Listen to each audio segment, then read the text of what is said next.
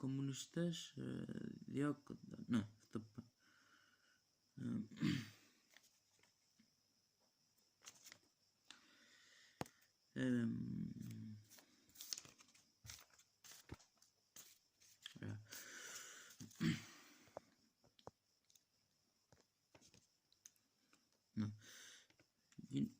πρώτα γίνονται αργότερα, έφτασε η στιγμή που έγινε κατάληψη της Αλβανίας από τους Ιταλούς.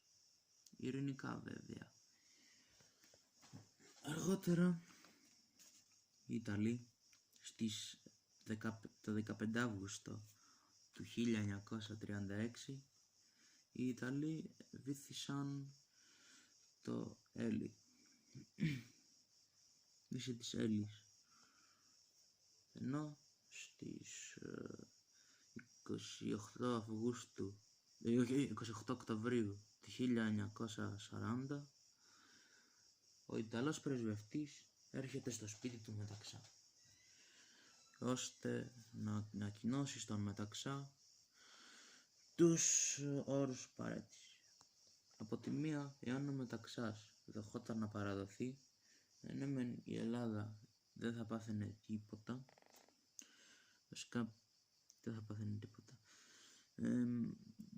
δεν θα πάθαινε τις αντίπινες των Γερμανών, όμως και πάλι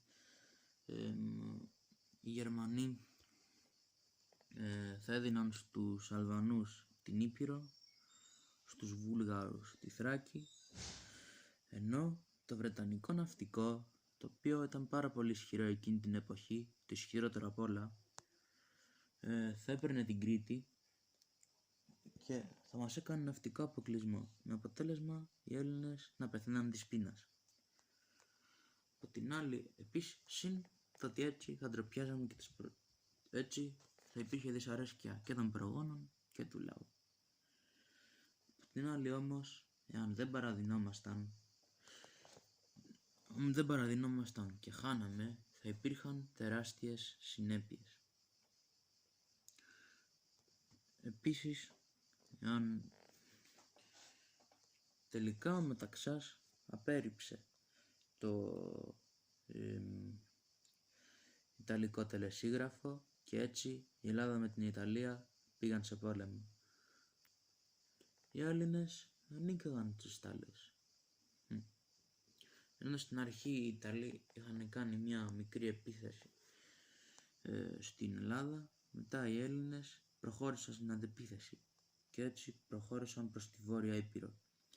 Εκεί πάρα πολλά χωριά ελληνικά απελευθερώθηκαν. Οι Ιταλοί και οι Αλβανοί συνεργοί τους ήταν πάρα πολύ αγχωμένοι. Τι θα κάνουμε τώρα Ιταλοί, δεν ξέρω, χάνουμε. Την ίδια στιγμή οι Γερμανοί, ο Χίτλερ, μαθαίνοντας από την εφημερίδα που διάβαζε ότι οι Ιταλοί προχώρησαν σε πόλεμο με την Ελλάδα, είχε εκνευριστεί πάρα πολύ. Πιο πολύ και από μένα όταν χάνασα βιντεοπαιχνίδια.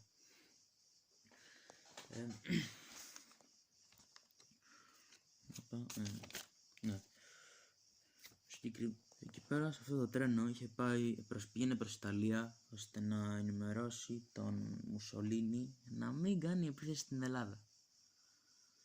Και εντάξει, πήγε λίγο αργά. Λοιπόν, τον Ιανουάριο, στις 18 Ιανουαρίου του 1941 ο Μεταξάς πεθαίνει και την πρωθυπουργία αναλαμβάνει ο Αλέξανδρος Κορυζής. Ο Κορυζής συνεχίζει τον πόλεμο με τον Άξονα και δεν τα παρατάει. Ενώ οι Γερμανοί, για να μην χρειαστεί να επέμβουν και να σπαταλήσουν δικό τους στρατό για την Ελλάδα, προσπαθούσαν να μας κάνουν εμάς τους Έλληνες και τους Ιταλούς να κάνουμε ειρήνη, για να μην χρειαστεί να κατέβουν αυτοί και να χαλάσουν τα σχέδιά τους για τη Σοβιετική Ένωση. Έτσι πρώτα μας προτείνουν μια ειρήνη στην οποία θα γινόταν ανεξάρτητο το αλβανικό κράτος. Αρνηθήκαμε και καλά κάναμε. Μετά μας προσφέρει μια πιο δελαστική ειρήνη, στην οποία παίρνουμε τα εδάφη που απελευθερώσαμε και γίνεται ειρήνη. Όμως ταυτόχρονα όσο γίνονταν αυτές οι διαπραγματεύσεις, γερμανικά στρατεύματα πηγαίνανε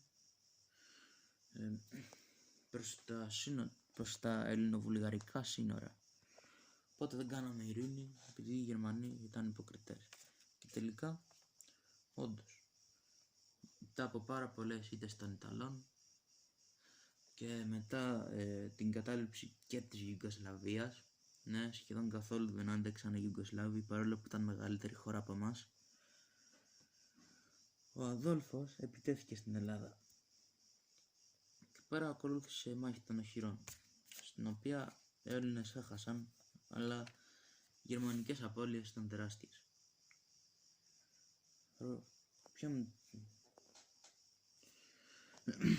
Οι Ιταλοί μπαίνουν στην Αθήνα. Ο Κοριζής ή αυτοκτονεί ή δολοφονείται στην Αθήνα με 2 σφαίρες στην καρδιά, στο κεφάλι, δεν θυμάμαι πού.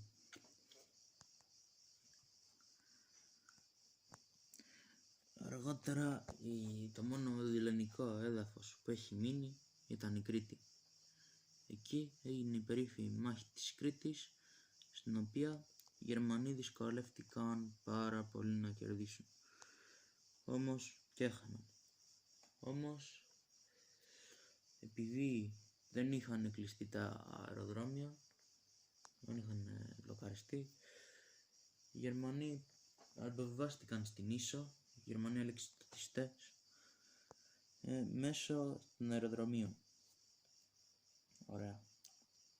Και έτσι πρακτικά τελείωσε το καθεστώς.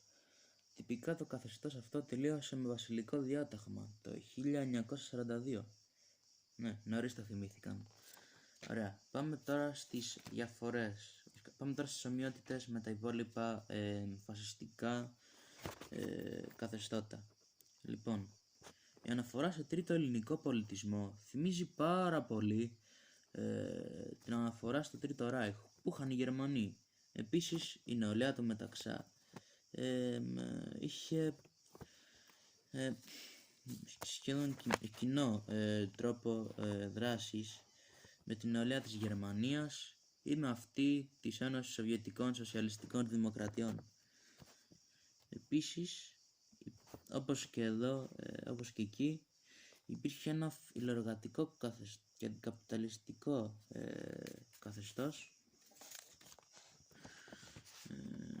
Επιπλέον υπήρχε και η πρακτική της καύσης βιβλίων.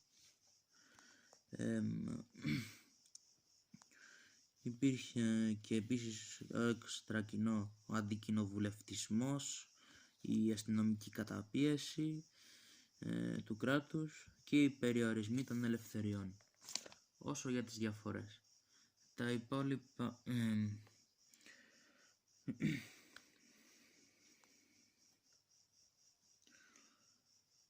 υπόλοιπα καθεστώτα προήρθανε από κάτω προς τα πάνω, δηλαδή σε ένα στρατιωτικού τύπου κόμμα ή με εμφύλιο, όπως στην Ιταλία, βασικά όχι τι λέω, ή με εμφύλιο ή με εκλογές, σε αντίθεση με τον Μεταξά, ο οποίος εκλέχτηκε από πάνω, από το βασιλιά και από τη Βουλή δηλαδή.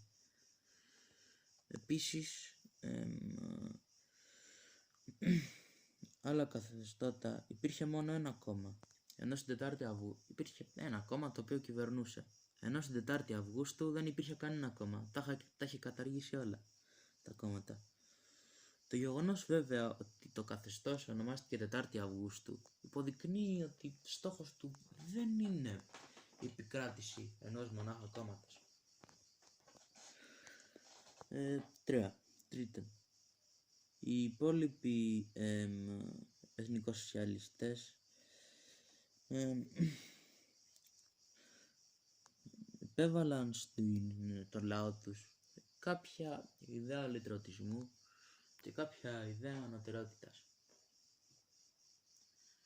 Δηλαδή, ξέρω εγώ, όπως οι Γερμανοί με το ζωτικό χώρο, οι Ιταλοί με την επιθυμία της αναστάσης της Ρωμαϊκής Αυτοκρατορίας, εμείς δεν είχαμε αλλητρωτικές βλέψεις, αλλά το μόνο που είχαμε ήταν, επίσης δεν πιστεύαμε ότι οι Έλληνες ήταν, ξέρω εγώ, ανώτεροι από τους Τούρκους, οπότε πρέπει να τους σκοτώσουμε. Εμείς αυτό που πιστεύαμε ήταν, αυτό που μας έλεγαν ήταν ότι οι Έλληνες, ξέρω εγώ, είναι πολύ σπουδαίοι, όπως ξέρω εγώ και τα άλλα. Δηλαδή δεν είμαστε σπουδότεροι από τους άλλους λαούς. Επιπλέον, οι υπόλοιποι εθνικοσοσιαλιστές μισούσαν πάρα πολύ τον χριστιανισμό επειδή τον θεωρούσαν εβραϊκή αίρεση και τον χρησιμοποιούσαν μόνο εκεί που τους συνέφερε για να γίνουν πιο αρεστοί στον λαό. Ενώ ο Μεταξάς προωθούσε τον χριστιανισμό και ήταν υπέρ του.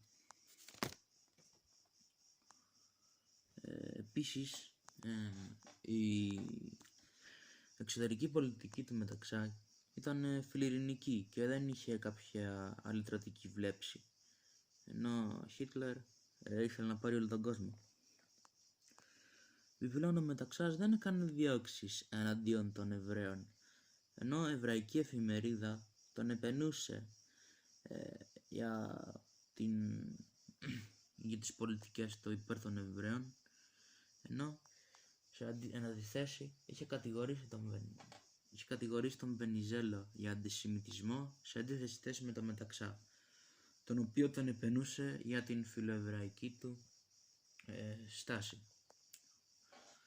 Αν παραμείνατε μέχρι αυτό το σημείο του βίντεο, να είστε σίγουροι ότι κάνατε like και subscribe για να ανεβαίνουν και άλλα τέτοια ιστορικού περιεχομένου βίντεο. Αντίο. Αχ ναι, επίσης πριν το ξεχάσω, όσο για τον χαιρετισμό, ο μεταξικός χαιρετισμός ήταν κοινός, όμως και πάλι δεν σήμαινε κάτι εκείνη την εποχή. Δηλαδή εκείνη την εποχή ήταν απλά η παλιά έγλη του παρελθόντος, επειδή θυμίζει το χαιρετισμό που έκαναν στην Ρωμαϊκή Αυτοκρατορία. Ας παίξει το outro.